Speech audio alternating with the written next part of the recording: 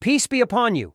If you go to any fruit vendor and buy bananas, for example, and take them home, by the next day or two at most, you will find that all your bananas have turned black. What's strange is that the bananas you bought from the vendor are still fresh and yellow as if they were just cut from the tree. This issue doesn't only concern bananas, but applies to any fruit or vegetable. Sometimes, when we bring them home, they quickly spoil even before we can refrigerate them. So, what's the secret that vendors use to keep fruits and vegetables fresh? Can we do the same at home? Welcome. I'm Amr Abedin.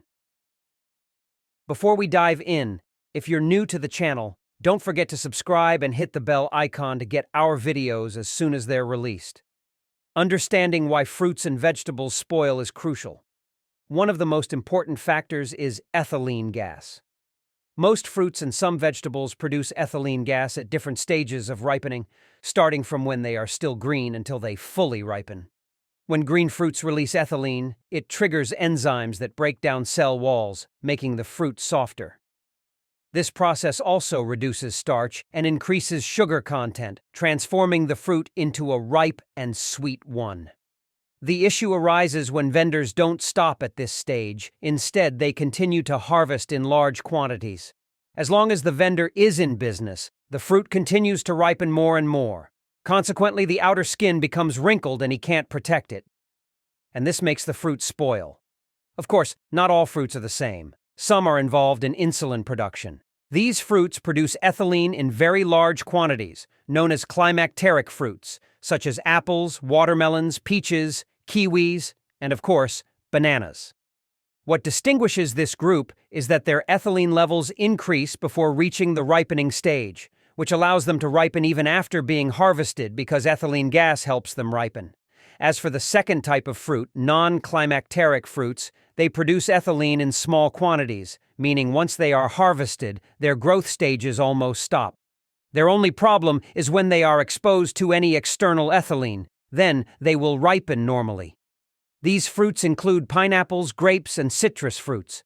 So, even after being harvested, they continue to ripen because of the ethylene released, helping merchants transport bananas from one place to another or from one country to another without spoiling. Then they put them in storage, which is not exactly refrigerators, but rooms equipped to store bananas in bulk. After that, they take out a bunch of bananas, wrap them in blankets for a few days, or put them in a plastic bag to preserve the ethylene gas emitted from them, keeping it concentrated. This process makes the bananas quickly turn yellow. This indicates that not all bananas at the vendors are ripe because they would spoil. Instead, the bananas he has are green, and he takes out bananas from the storage according to demand, wrapping a bunch in blankets for a day or two, depending on how much he needs to sell each day. As for the rest of the bananas, they remain green in storage, just as the vendors differentiate with what households need. They also differ from stores in arranging the placement of fruits and vegetables. This means that fruits and vegetables are not randomly placed in stores. It's not a matter of decoration or aesthetics, as people may think.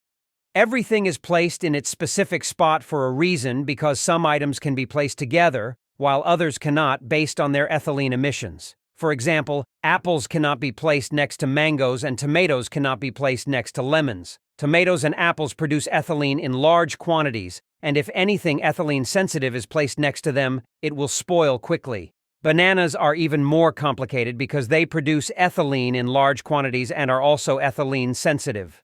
So, you'll often find vendors keeping bananas away from other fruits and vegetables, usually hanging them separately to prevent them from getting close to anything else.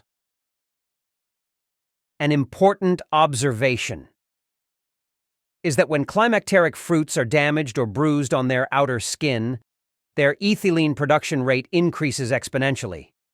That's why store owners wrap fruits like apples individually in paper and place them in a box, slightly away from the adjacent ones. This is not just for aesthetics. If any scratch occurs, it will release a large amount of ethylene, causing the nearby fruits to spoil. However, they do this more with imported or expensive fruits, not with local ones, although the country is boiling. Nevertheless, they still put them together, and our share is still to wrap and put them in crates. This is how we learn the tactics that vendors use in stores. So, when we get fruits and vegetables, what do? First of all, in the name of Allah, We arrange everything together. Open the vegetable drawer and throw in the lemons with the tomatoes, cucumbers, carrots, and eggplants. On the kitchen counter, put the planned oranges with the apples, pears with the pineapples. This makes us spoil the fruits without realizing it, and everyone who puts vegetables in plastic bags in a heap also ruins everything completely. Not all vegetables can be put in the same bag. Each has its conditions, as we explained. Moreover, we often injure vegetables and fruits during transportation, which prompts them to produce ethylene, causing them to spoil quickly. This is what makes them produce for year more and spoil faster. So, is that it? Is the story about ethylene over? Not really, there are other factors to consider. Storage conditions, especially temperature and light, are also crucial.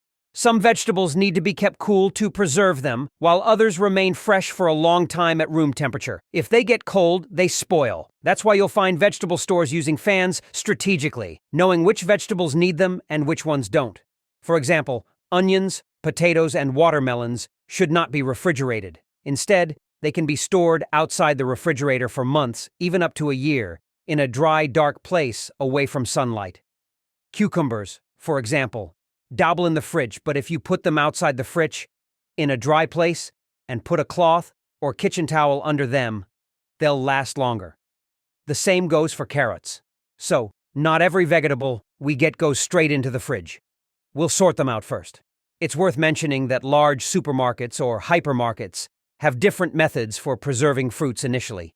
They usually bring all the fruits, whether vegetables or fruits, in an unripe stage. Everything is green. Then they put them in their warehouses and take small quantities they need for sale each day, subjecting them to certain levels of ethylene gas to reach the final ripening stage. Then they arrange them on the shelves. That's why when you go to a supermarket, especially in big places, you always feel like the fruit has just been picked from the tree, even though it may have been picked 2 or 3 weeks ago or even longer. Additionally, supermarkets often treat them with ethylene, but that's another story. So, we've reached this point. You guys are the best. Give us a like before you leave so we know how many of you made it to the end, and don't forget, if you have any questions, write them down in the comments below the video so we can respond. Peace out.